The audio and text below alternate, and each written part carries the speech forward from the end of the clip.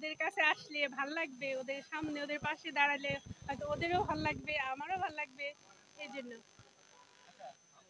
আমি টাকা দিছি আসলে। তো এখন হ্যাঁ, শুধু টাকাই দিছি যে এখন যেহেতু আমি মেয়ে মানুষ, আসলে আমি অনেক কিছু দিতে পারতেছি না। আমার হাজব্যান্ড দেশে নাই, দেশের বাইরে আছে, যে কারণে আসলে আমার ইচ্ছা ছিল অনেক কিছু, মানে হয়তো খাবার টাবার সরাসরি দেবার, সেটা দিতে পারি না। আমি টাকাটাই পে করে গেলাম এখানে, এই আর কি।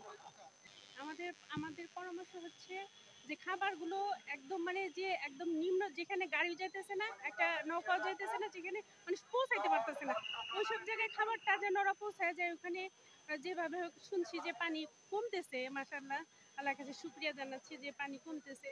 তো ওই বাচ্চাদের, ওইসব মাদের, ওইসব সবার হাতে খাবারটা যেন পৌঁছায়, মানে এই জন্যে এটাই আর কি আমাদের চাওয়া আর কি। না আসলে, আসলে এখন তো মাসের যেহেতু শেষের দিকে, টাকাটা উনি আসলে পাঠাইতে পারে নাই, কিন্তু এটা আমার বাজেট থেকে আমি দিচ্ছি, এটাই। আমি টাকা নিয়ে আসছি। তোমার জমানো টাকা কোথায় দিবে? বান্নাতে দে। কে দিয়েছে তোমাকে টাকা? হ্যাঁ, টাকা কে দিয়েছে? বাবা। বাবা দিয়েছে। তুমি কি তোমার বাবাকে নিজে বলে নিয়ে আসছো এখানে যে আসলে বন্যদের পাশে দাঁড়ানো উচিত, চলো যাই, এটা তুমি বলেছো নাকি তোমার বাবাই তোমাকে নিয়ে আসছে? না, বলে আসছি। তুমি তোমার বাবাকে নিয়ে আসছো? তুমি সাহায্য করতে পেরে তোমার কাছে কেমন লাগছে?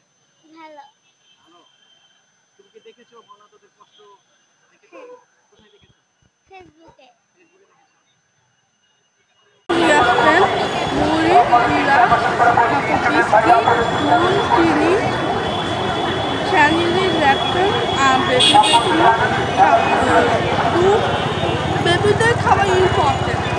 আমরা কী করি, আমরা বড়দের খাবার নিয়ে আসছি, এটাও বেবিদের খাবারও আনতে হবে।